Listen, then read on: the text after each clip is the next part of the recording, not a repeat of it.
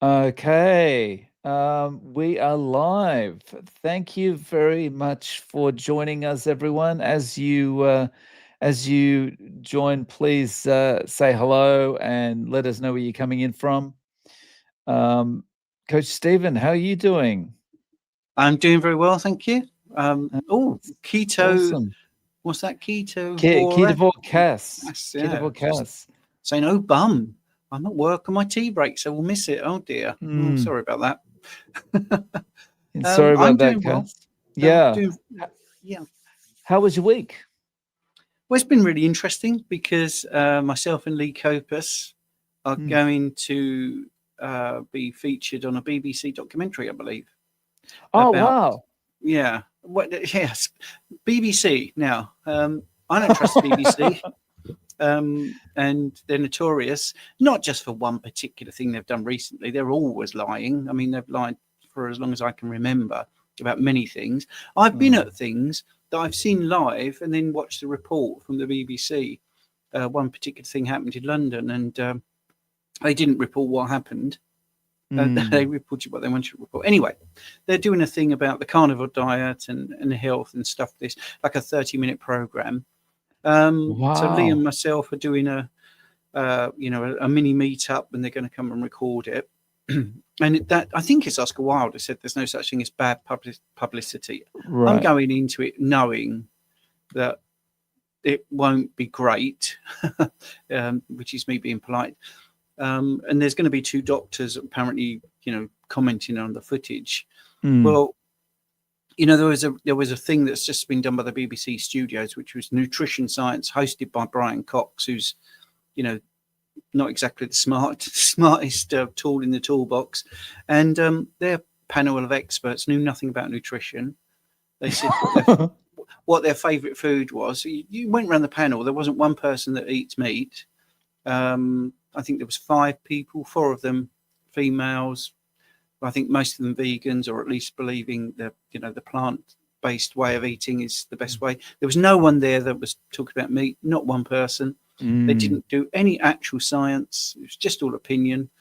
So we're expecting more of the same. But I just feel if we can get some of the good message out there, the real life experience of people, then we'll go. Mm. I'm going in with my eyes open. So's Lee, Mm. and we'd do our talk that they're going to film. Obviously, not use all of it, but maybe a little bit of it. And it's just Mm. like a little 15-minute talk to a small group of people. Yes, it is a trap, without a shadow of a doubt. But Mm. if we don't do it, someone else will, and they will possibly go in without their eyes open. Mm. Uh, trust them, Mm. be suckered into thinking that they're all good and they want to make you look great. We won't be doing that at all. We know that it's they say it's not going to be a hit piece, but what can I say? So Yeah. we're going to do it. We're going to do it. I mean, I think it's actually really, I think it's actually really, really good. And I think it will be probably, it'll be a hit piece to some degree. Yeah. But I think, as you say, any publicity is good publicity. Yes. And it kind of reminds me of how long ago would it have been? 25 years ago when I first Mm. heard about Atkins. And every day there was a news story about it. And the news stories were always a, a 2-minute interview with someone who was doing Atkins, and Yeah. then some furrow-browed university professors sitting around talking about how the person was on their way to an early grave and all that kind of thing. Yep. And so it was just hit job after hit job because it drove clicks or it drove views, right? Mm. But the whole thing was it pushed it more out into the public consciousness and people were more aware of it, and more people go, well, nothing else I've tried to do has worked. Maybe this might work. I might give Yeah. this a try. Yeah. So it's kind of like you've got to fight through the storm just to get the word out there. Mm. Yes. Mm. Absolutely. I mean, they can't be completely negative, but the thing is, what already has given me a red flag is we're not allowed to know who the doctors are. But I guarantee the doctors won't like it. I mean, absolutely guarantee it. Right. So Yeah. I Um, mean, yeah, it's just there's just no incentive for them to like it, right? mm, yeah, Um, but let's give it a go. We're going to do yeah, it. yeah. So we got a question already from Steve Foster. Hello, Steve Does Foster. does coffee tank magnesium levels? I'm 100% carnivore except for coffee with double cream, and Vivu urine test consistently shows low magnesium. Right, that's a good question. Well, yes, in short, I don't like the word tank because that is sort of a pejorative term that makes it sound like it's plummeting. Yes, caffeine, tannins, they do prevent a little bit of absorption. So it's a real impact, but it is actually modest. I'd be interested in seeing the urine test across the board, actually, rather than just looking at magnesium. Um, in fact, when they did a study on absorption of calcium, for instance, I, I know it's not magnesium, but it's the same thing. The negative effect in the study, they were able to offset with 2 tablespoons of milk. So Oh, afterwards, wow. yeah. So you had your coffee. They did measurements of the calcium, and then the person had 2 tablespoons of milk, and then they took the levels, and it boosted straight back up. So yeah, obviously the frequency of the coffee, if it's freshly ground, whether it's instant, all makes a difference. But as soon as you eat again, you should be boosting it back up. So I would say it's probably, yes, it's true, but um, maybe you're a 6 cups a man, six cups a day man, and you know that would be problematic, I suppose, because you're constantly hitting that magnesium with this binding agent. But yeah, I think it is a modest effect. Mm. But coffee, I'm so glad I've taken it out. To be honest, I do feel better without caffeine, and I even used to do Swiss water decaf. And I think if you're doing well with it and you feel good, this is where numbers annoy me as well, because you shouldn't be led by numbers. You should be led by how you feel, how you're acting. And then, sorry to go a little bit deeper on this, Dave, because it seems like a simple Mm. question, but what would happen if you take the coffee out? What are you going to replace it with? Because that might actually be worse. See, this That's is the my thing. problem. Yeah, exactly. So it's a net benefit thing. Mm. So that what I would say is, if you're feeling great, I wouldn't worry about number too much. Do you, regarding magnesium, if someone was going to supplement, do you know much about um, the different types of magnesium as far as which one would be more readily absorbed? Um, well, magnesium, any sort of oxide thing is not worth having, but well, it depends what you want it for, to be honest. Oh, But uh, I wouldn't. I wouldn't think you need to supplement on this way of eating. To be honest, on the magnesium. okay, right. Okay, is that assuming you're doing grass fed, or do you just No, if you're across the board? eating, yeah, if you're eating meat, eggs, if you want a little bit of dairy, I think you'd be all right. To be honest. Mm, okay, but if you're a chronic coffee drinker, if you are having those 6 cups a day, it might be necessary. I mean, that's definitely Oh, I my see what case. you mean. Yes. Well, yeah. Wouldn't it be better to take the coffee out? But then what do I replace it with? Yeah. Um, well, yeah. Firstly, I would go back to how are you feeling and not worrying about the number. All right. Right. If you're if you want to use a magnesium citrate, that probably would be the most bioavailable for the body, Right. most absorbed. Right. I wouldn't do magnesium oxide, like I said. I think I said that. Magnesium sulfate, I wouldn't use. Mm, Magnesium biglycinate is quite good. Glycinate is good, but I think citrate is the best one. right. Thank you. Um, okay, question from Mr. Beaumont. Are fast Hey. are fasting windows that useful on carnivore if a zero carb diet produces a fasting mimicking state anyway? Well, yeah, fasting is absolutely super beneficial. I hate that expression, super beneficial, but that's what us young kids say now. Um, Fasting is not eating. That's basically it. If you are mimicking fasting, you will definitely shut down things like the migratory motor complex that we spoke about a couple of weeks ago, which is a thing. It's a protein that stimulates peristalsis and the cleanup of debris in your small intestine after about 4 hours of not eating anything. You can have water, but that's it. Anything that comes into your system will stop that happening. So it happens overnight. You probably get 2 cycles of it because you need, a 4 hour 4 hours at least where your stomach is empty. So if you eat anything, you knock that on the head. Now, again, I'm going to keep saying this. If you're doing fasting, mimicking and feeling it's working for you, and you've got the right body composition and you feel great and you're sleeping okay, maybe you don't need to fast. If you're super lean already, you probably don't need to fast unless you're doing it for a therapeutic reason.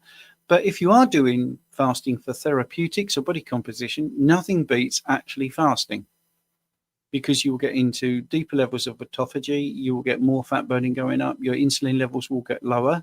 It's all of it is really simple.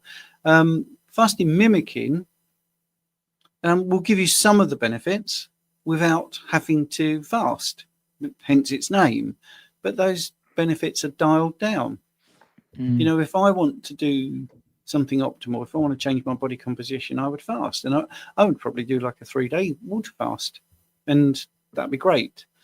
But fasting windows are useful. That's the question. So let's answer the actual question. Are fasting windows that useful on carnivore if the zero carb diet produces a fasting mimicking state? Anyway, yes, fasting windows are useful. Absolutely. On top of what you're doing already, which is, very low systemic inflammation, perfect amino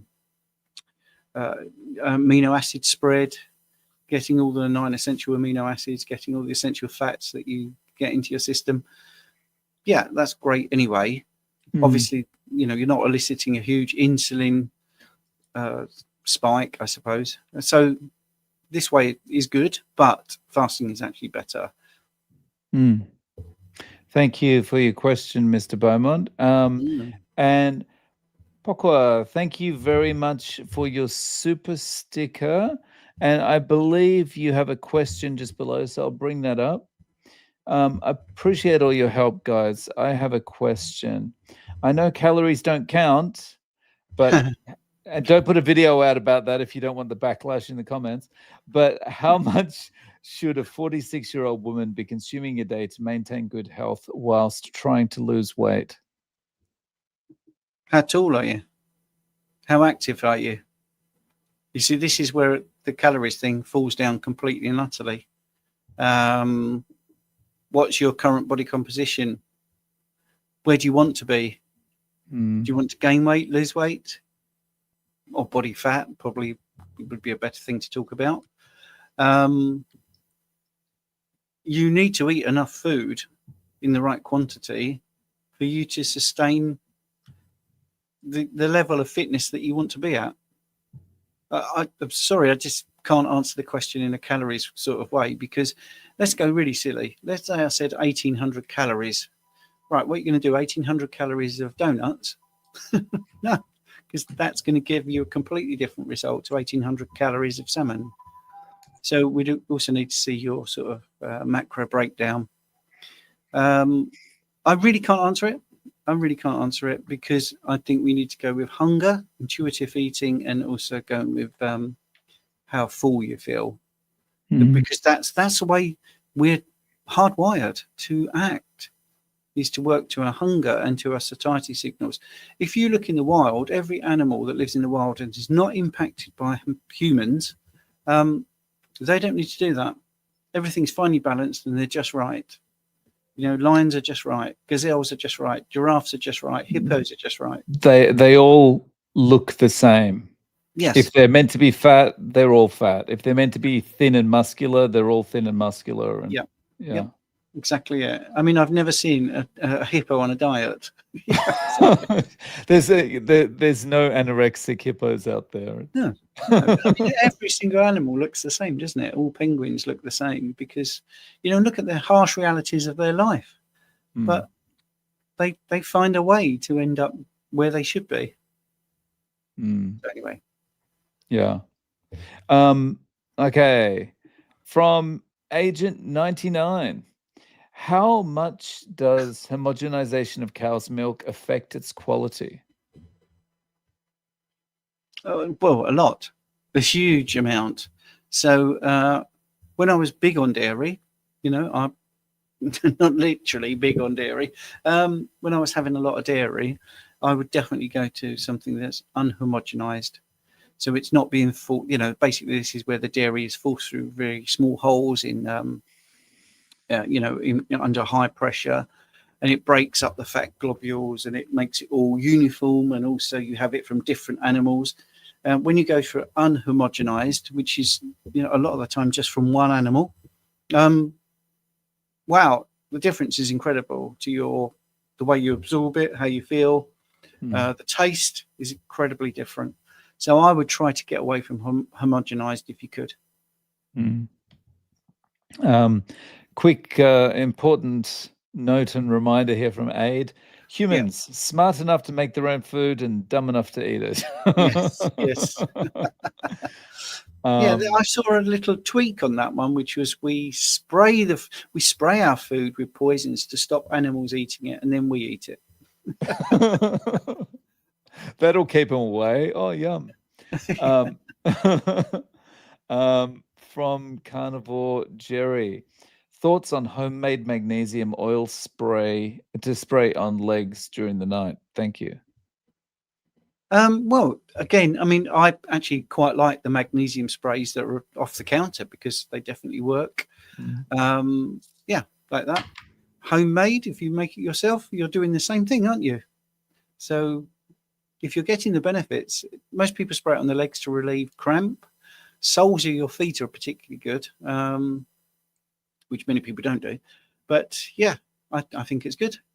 Mm. Yeah. Um, thank you for your question, Carnivore Jerry. Um, okay. Do we have a oh, what's this? Wow. Well, it's the same question. Same Shall I give the question. same Sorry.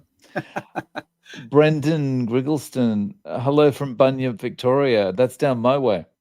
Normal 16 hours fasted at leads 5 days a week. Very rarely have feelings of hunger. It's amazing once you do start fasting. Mm. I mean, it's not even the fasting just happens naturally, really, right? But it's amazing once you get into that state where you can go and expend extended amount of time without eating and feel awesome and not have your stomach rumbling and be focused and be able to just work or enjoy your time or do whatever you want without that constant food noise. It's fantastic. Yeah. Okie doke. Do we have any more questions here? Bum, bum, bum. I don't think we got. Okay. Oh, okay. So, Pokwa. I didn't want the answer in calories actually, but it seems there can be an issue of under eating on carnivore. Ah, right. Okay. Sorry. Because I think the question had that in it, didn't it, about calories? So that's good. Mm. Right. Um, so if you are, what I think they've put their details up as well, actually, their height and everything in another question. Ah, okay. Hang on one second. Da, da, da. Okay. I want to lose weight about 10 pounds. I'm about 164 centimeters and fairly active. Right.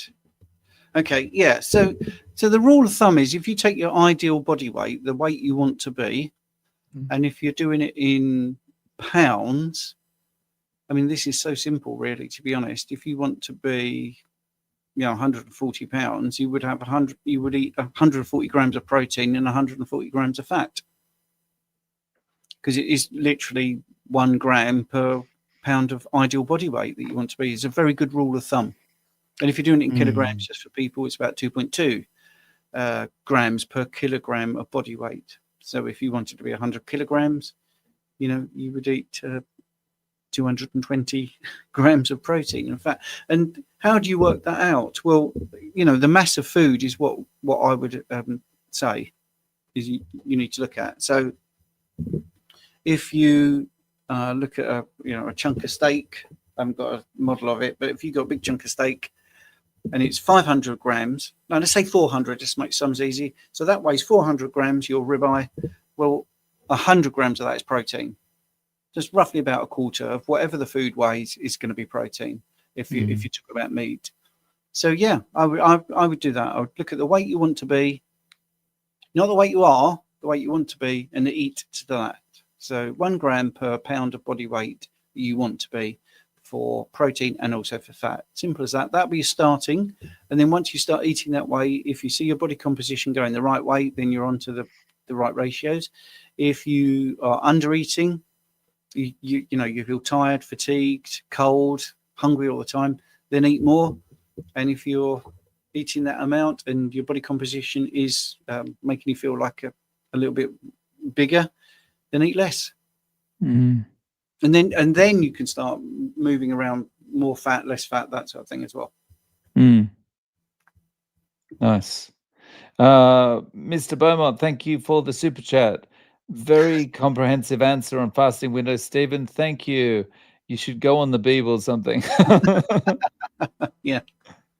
Okay. And from Nicholas, sprays are perhaps a good way to also get sulfur. Thoughts on sulfur requirements and if dermal absorption, like a bath, is better?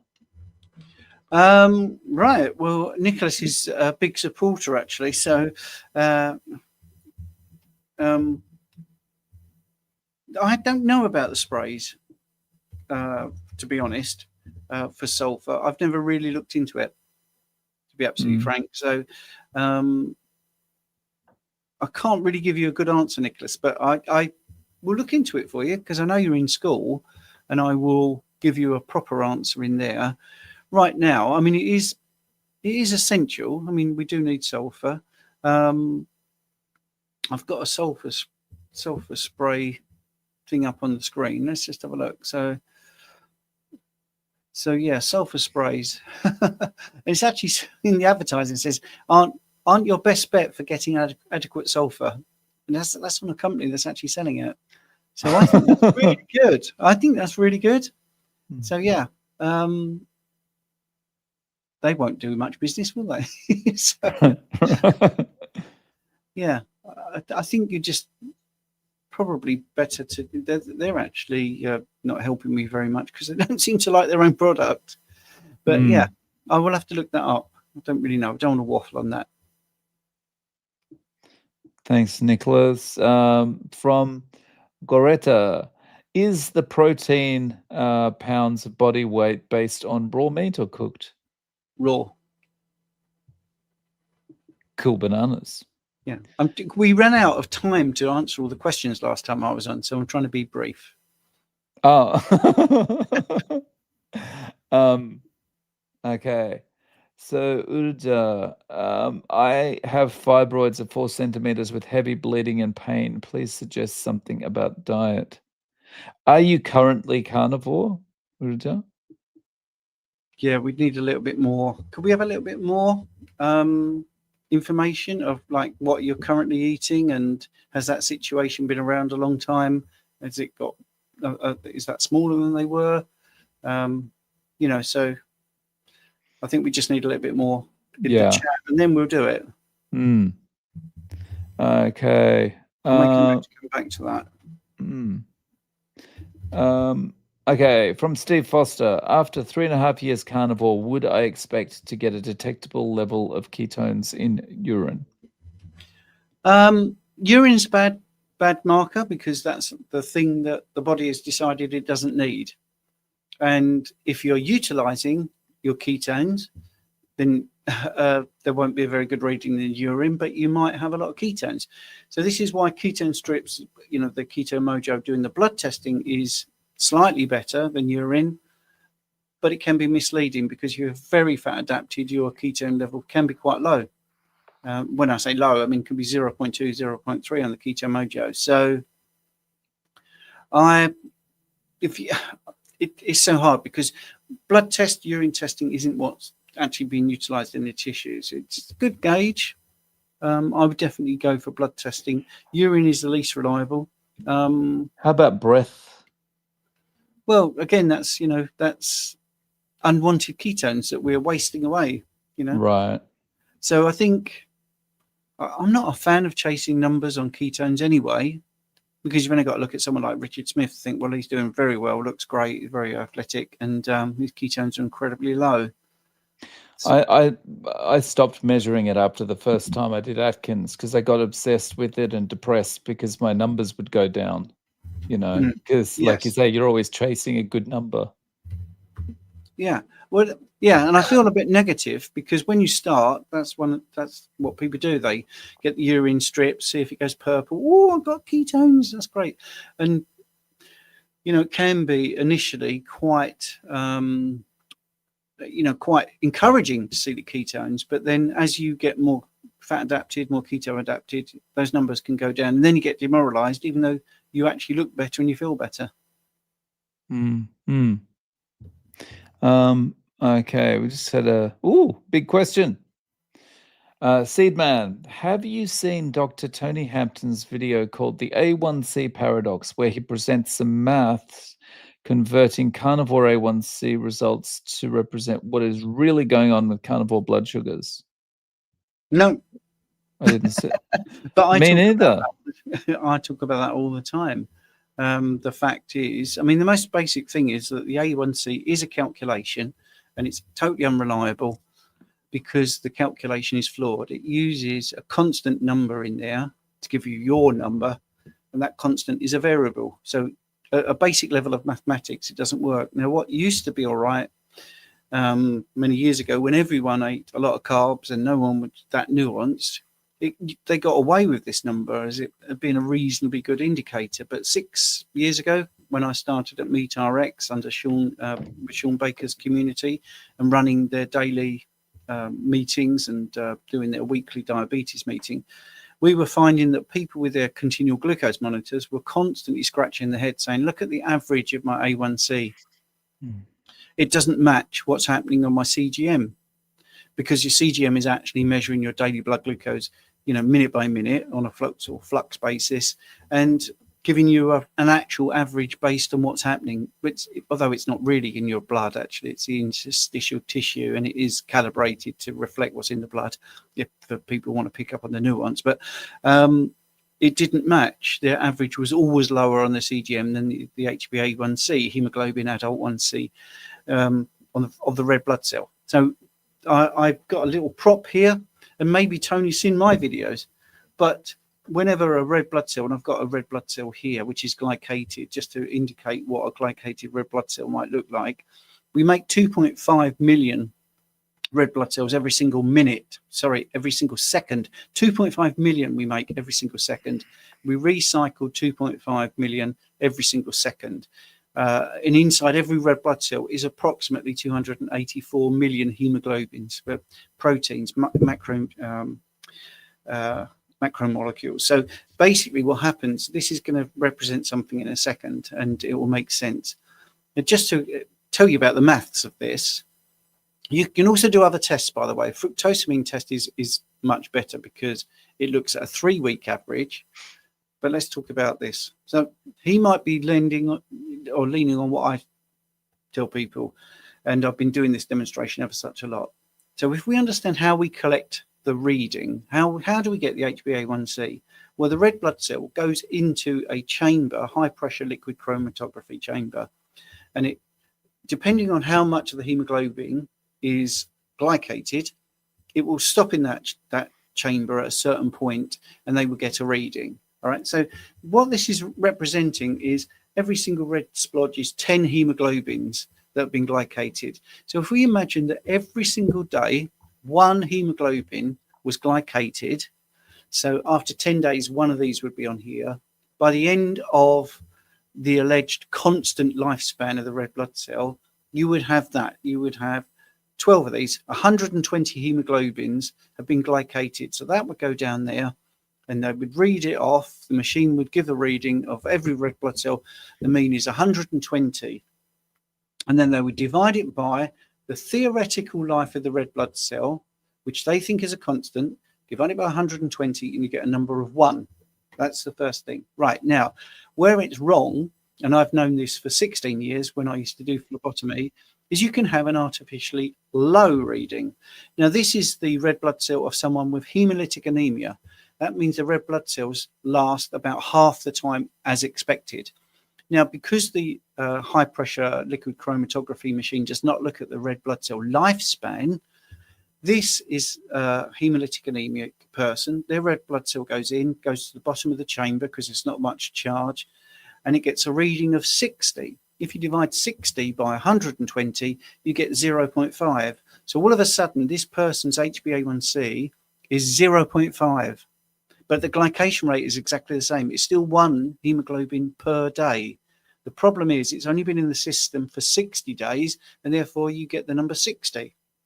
So I was always told this: if you have an artificially low, or if you see a patient and you think that they are diabetic because you've looked at their fasted blood glucose, their fasted insulin, their C-peptide, we ignore the HbA1c. Labs know this. They're working on what's called an HbA1c, which adjusts for the lifespan of the red blood cell. And this will definitely be a game changer because people won't be able to talk about the A1c again in any way other than the way I'm talking about it. So why does that affect carnivore? So if you imagine with carnivore, what happens is your red blood cells last longer. So this would be even more glycated. So let's say it lives 150 days. You would have 15 of these on here. That would go into the chamber, stick at the top because the charge is really high, and you would get a number which would be 150. And if you divide that by 120 days, this theoretical constant, you would get a reading of 1.25. So all of a sudden, even though the glycation rate is exactly the same, you've got a higher number. So the HbA1c is totally irrelevant if you don't factor in the life of the red blood cells. So I'm sure that's what maybe Tony is talking about. It's a totally unreliable marker. If you don't factor in the red blood cell life, you can prove this with a reticulocyte count, which is the immature red blood cells. If you have more immature red blood cells, it means your body's picked up that you need more red blood cell production. And what we see with carnivores time after time is the reticulocyte count drops because the red blood cells are living longer. And it isn't glycation that makes the red blood cell viable or not viable. It's the membrane, actually. So there's proteins and there are also lipids in the membrane. And the membrane has to be squidgy. It has to deform. So the sinusoidal space of the spleen will allow the red blood cell in as it's circulating, it constantly being checked. Are you deformable? Are you, the right size? That sort of thing, basically. And if it isn't, it gets kicked out. It's not the glycation that doesn't really affect it of the hemoglobin. It's actually the glycation of the proteins in the membrane. So you've got this thing called glycophorin A, which is a thing that sticks out of the red blood cell. So let's pretend that we've got a red blood cell here. And we have proteins. We have glycoproteins sticking out. Sialic acid is on there. It's like a sugar on there. And this creates a negative charge. And if you've got, let's do this. I've never done this before, but let's just say we've got another red blood cell in the vicinity. The negative charge repels them. It stops the red blood cells from clumping. Right, so this is really important. But these can get glycated. They can dysregulate that and cause a huge problem. And the glycation process will make the membrane not flexible enough, and it won't be able to deform, and the spleen will chuck it out. And that is really critical to understand as well, because when we're measuring the HbA1c, that's a proxy marker for glycation across the entire body of all proteins. So something like albumin, and you can actually get a glycated albumin test, that's the main transport protein in your body. If that's dysregulated, its affinity to carry the things it's supposed to carry, which can be things like cortisol, for instance, or other molecules it needs to carry, that's compromised. So you start getting this dysregulated reading of everything if you're having a lot of carbohydrates because you're putting the glycation up. So when you do this, it has other knock-on effects, because when you do your daily blood glucose reading, that's only unbound glucose, but what you're seeing is more and more glycation. You're getting glycation of collagen, which is why when you eat lots of carbs, you start looking older quicker. So you can do, other tests. You can do the 15-AG, which is the test that looks at glucose that's dehydrated. The body actually dehydrates glucose in some areas, and you can measure that. You can get much better readings from fructosamine, the 15-AG, glycated albumin. These are all much better markers, but we don't do it. And it's really frustrating. The A1C is not the thing we should be looking at. It's totally irrelevant, absolutely totally irrelevant. But I will check that out. I will make a note to do that. And I'm glad that Tony Hampton and other people with bigger followings than me hopefully are saying the same things. Thank you very much, Seedman. Got a question here for you, Stephen, from Frank. Coach Stephen, what's your thoughts? I'm 92 kilograms, a 66-year-old male, have 50% coronary stenosis, CAC 372 with no other health problems, and LDL sky high, told to take atorvastatin 80 milligrams and ezetrol 10 milligrams, Carnivore 2 years. Right. Well, we're not doctors. It's not medical advice, so I can't tell you to take or not take any prescription medications. I can give you facts about things. So I don't know how tall you are. 92 kilograms at 66 male. If you're 6 foot plus, that's probably not too bad. If you're, my height, I'm 5'10". I would think 92 kilograms might be a little bit on the plus side, but you could be very heavily muscled. I don't know. So there's not really enough information there. My CAC was 639 when I was high carb, which is over 10 years ago. So, if you've got a CAC score of 372, that does show some plaque. But what are you going to do about it? I mean, the thing is, many people try to slow the progression. If you're my age, I'm 61, you're 66. So the progression on a yearly basis is around 25%. So allegedly mine will be 3,000 now after I had it measured at age 50. But if I did get it measured and it was, 900, let's say, although it's increased, I would still think, well, I've definitely slowed the progression compared to an average person eating this way. What do you call sky high when it comes to LDL? I mean, that I don't know, because LDL firstly is calculated, it's not directly measured. So that's a big problem with LDL. Second, the BMJ study, 2016, 19, it was a meta-analysis, 19 studies, 16 of those all seem to indicate that people with higher LDL lived longer. That can be looked up, 2016 BMJ. The Inter-Heart study looked at 52 different countries, patients being admitted for heart attacks. Over 72% of the people with heart attacks admitted to hospital over all these different countries had 130 milligrams per deciliter or lower LDL. So that tends to be within where people want to statinate you. So that is particularly good. There is another study, I think it was 100,000 participants, exactly the same thing, where the conclusion was that you'd live longer with higher LDL. So all of those things can be looked up. I've got a book on Amazon called Statins, The Truth They Tried to Bury, which is designed to be really easily read. And you could get all the information. It's all linked. There's all, there's all the studies there. It's all in black and white.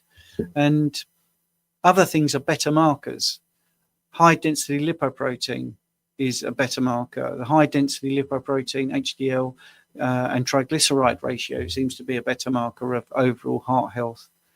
But I can't tell you to take or not take things, because that's not what we do. But I'll definitely ask you to go and look at the information. Look up things like the number needed to treat. For those people that don't know, that means any drug that you take will have what's called a number needed to treat.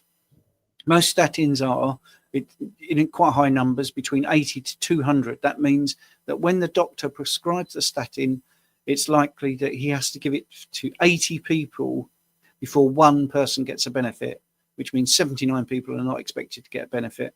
And obviously, when the number's in the 200s, that's even worse. And then look at the number needed to harm. which is with statins off the top of my head, something like 25 to 30 in one. Again, you can look this up. You can actually just look up what is the number needed to harm for the statins you've been prescribed, and you can make your own decisions then. Yeah. Thank you for your question, Frank. Okay, Mr. Beaumont, domestic goddess question. If you're keeping excess bacon fat in a tub for later use, would the little dregs of bacon in it not go rancid if it's out of the fridge? Oh, it's a double negative there. Did you want to add something there, Dave? No, I mean, for me, I wouldn't have a clue. I would be worried about it, but I like just because I don't. I normally, yeah, if it's out of a bottle or it's out of a tub or something, it's just I use it and put it straight back in the fridge. So yeah, not thinking about anything like that. Yeah, I would definitely keep. Well, firstly, I would get rid of the dregs of bacon if you can. Secondly, I'll keep it in the fridge. We do that. Yeah. I think as a good rule of thumb in life, anything you can describe as dregs is probably not good to keep around. Yeah. Yes. Okay. Oh, okay. So, question about the fibroids from Right. Okay. Uruja.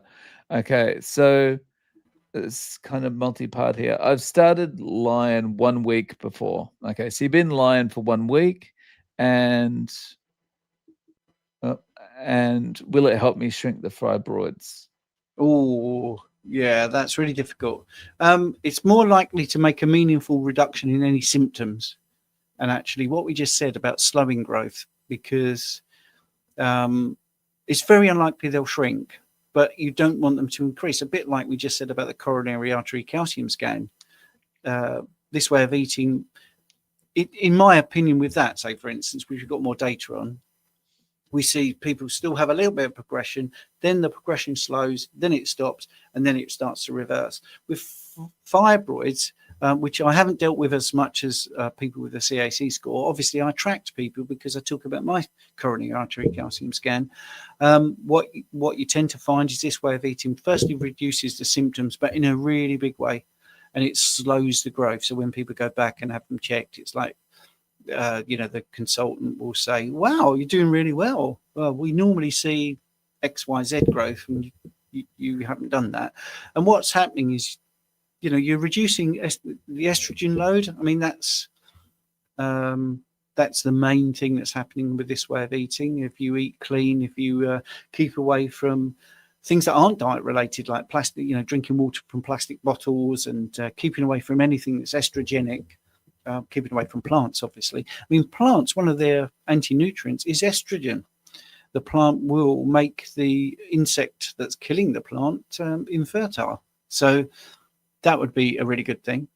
And because you're in a more anti-inflammatory state, a low inflammatory state, that will help with the symptoms. You could look at the fact, and we spoke about it earlier, because magnesium eases muscle cramps, you possibly will get more magnesium in the diet because you're eating whole foods.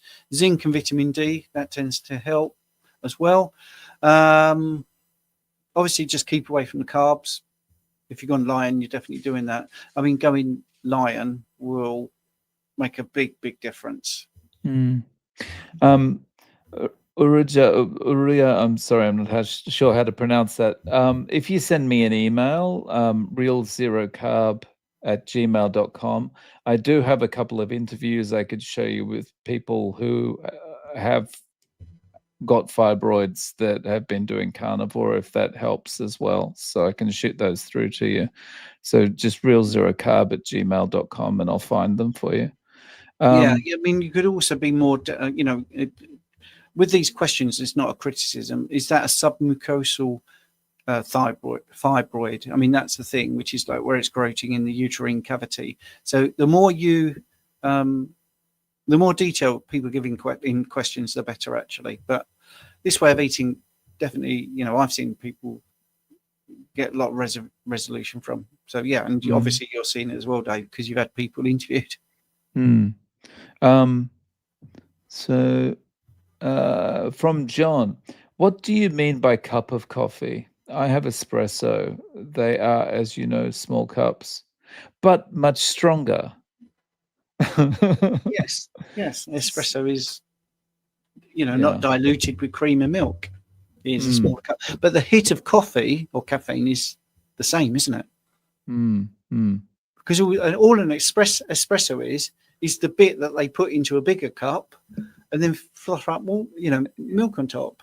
So So it's the same hit of caffeine, right? yeah, yeah. Yeah, yeah. Okay.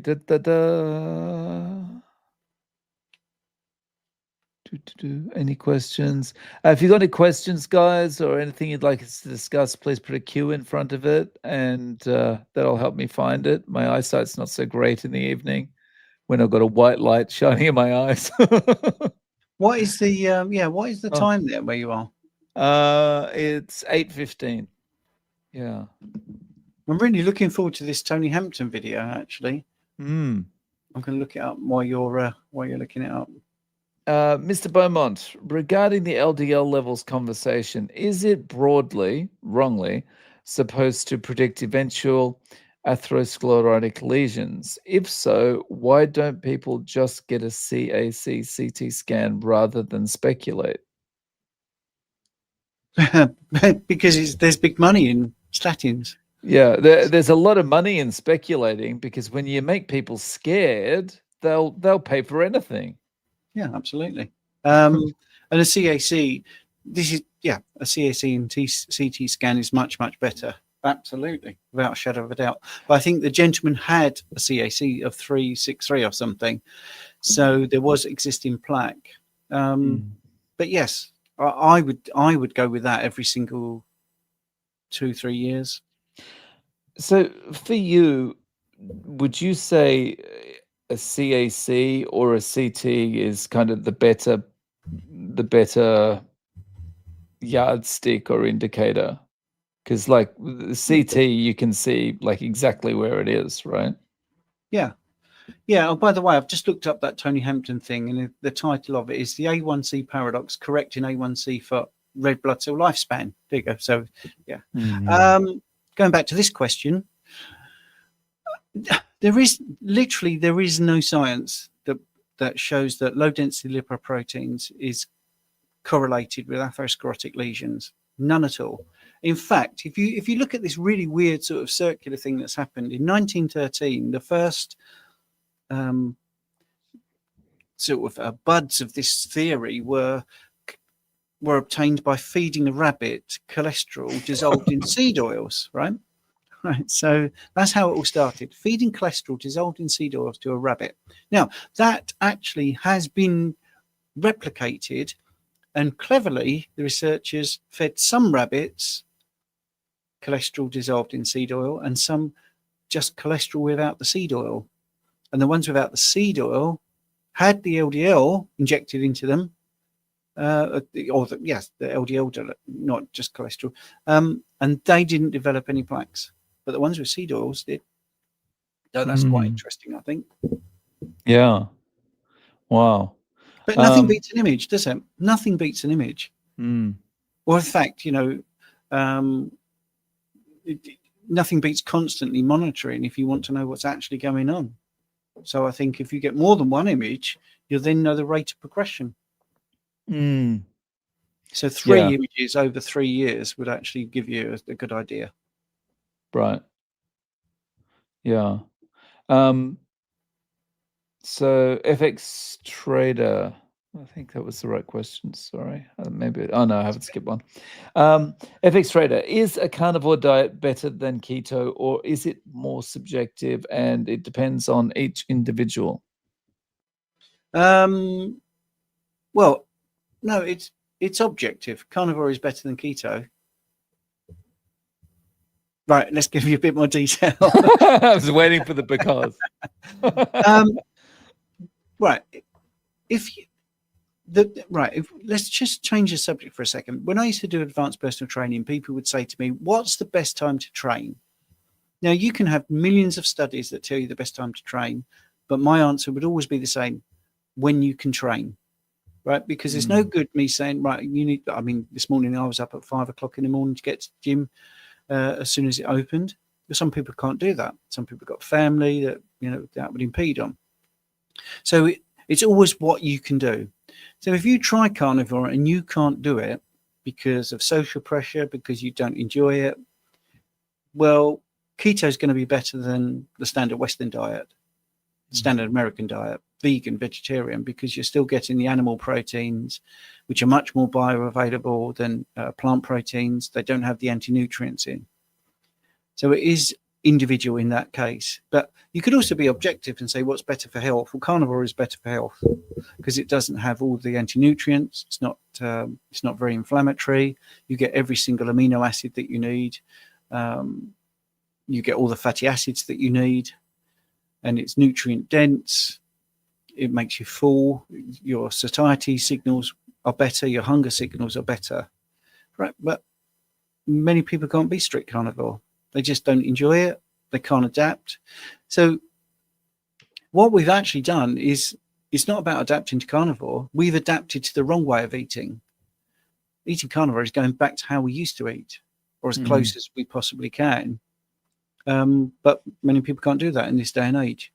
So the answer is, subjectively, from your life, the best thing you can do is be as close to carnivore as possible. Yeah.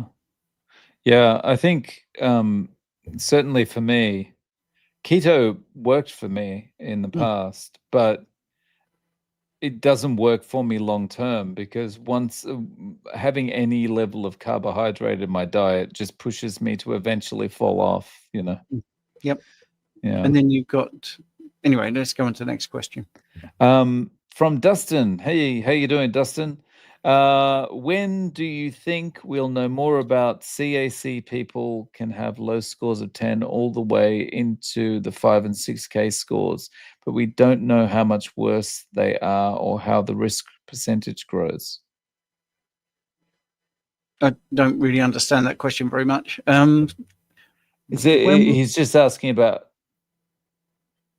do we know if the risk percentage is growing? Well, people have 0 scores. My wife had a 0 score. What did she do all her life? Avoided bread and potatoes. That was it. She didn't know she was keto. She didn't know she was doing that. So when we first met and we went out for breakfast, I couldn't believe how much she was eating. And it was egg and bacon and sausage. It was like, wow. And I remember saying to her, wow, you eat all that and you look that way. She said, oh, I've always eaten like this. Didn't have any toast. Didn't have any of that. Didn't have any hash browns. And she looks amazing. So when we did the CAC score together, because that's how romantic I am. Come on, darling, let's go and do a CAC score. Mine was 639. And I'd allegedly lived, the food guidelines. I was like the poster boy for them. Didn't smoke, didn't drink, didn't have red meat, skim milk, porridge oats, whole grain toast, all that stuff. And 639. And here's Jane, who's nothing to do with health at all at that point. A big fat 0.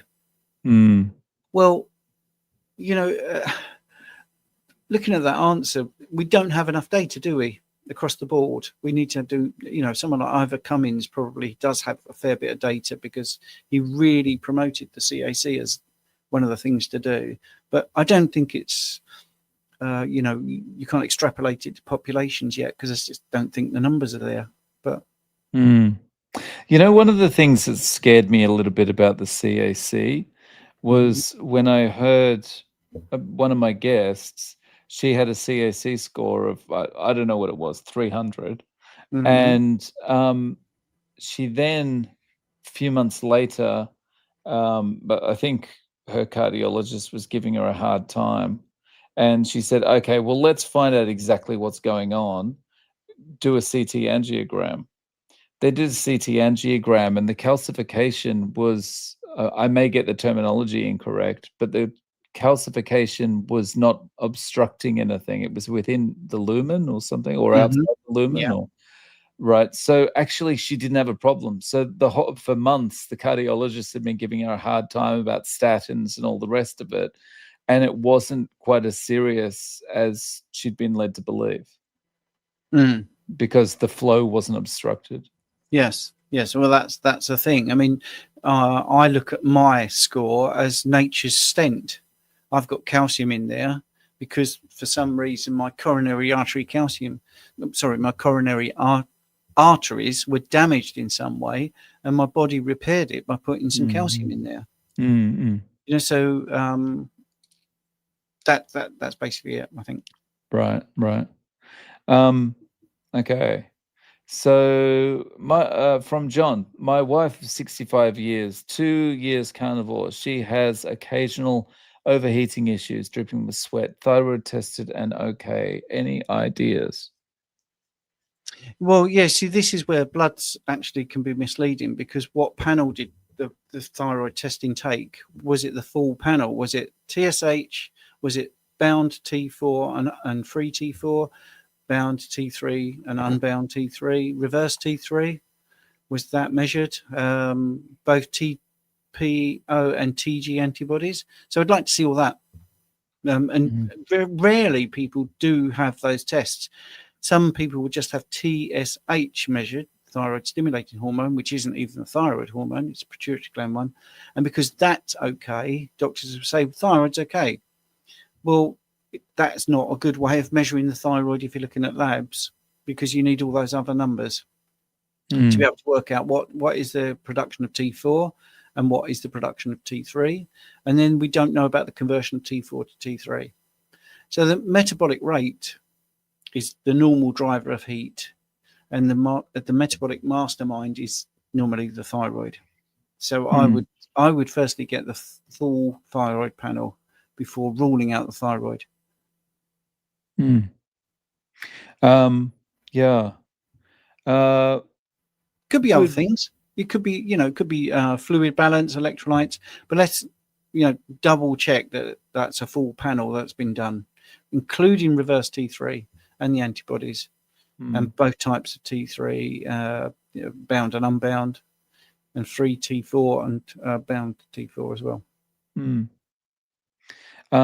Just quick. Good morning, Rick. How you doing? Good to see you. Thanks Hi, for Rick. joining us. Okay, Mr. Beaumont's asking regarding the lady that I spoke about before.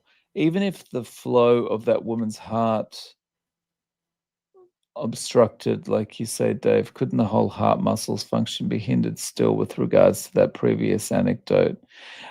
So it was unobstructed, but I think, yeah, I mean, because I put the information into Chat GPT afterwards, and Chat GPT was telling me that it's still a significant problem and still a significant risk, but yeah, not as much as she'd been led to believe because they believed the flow was obstructed.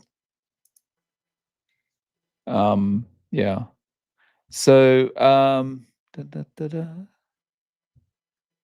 Nothing more. Oh, so I meant to ask you something there, Coach Stephen, when you said, you're really exciting. You took your wife on a date to do a CAC. Yeah. Was it a choice between bowling and a CAC or something? She went, I'll do the CAC. Yeah, I think. Yeah, go on. Sorry. No, go ahead. No, I was just going to say. I mean, she just got interested in health because once you start talking about health, people are interested. Yeah. I think the more you actually understand the stuff as well, the more interesting it is. Like if you're just doing an annual physical every year to satisfy your job or something like that, and your numbers kind of get sent to you, and then you just pass them on to the HR department or whatever it is, like you don't pay that much attention.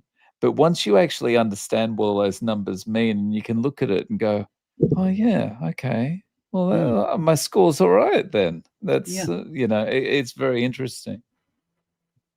Yeah.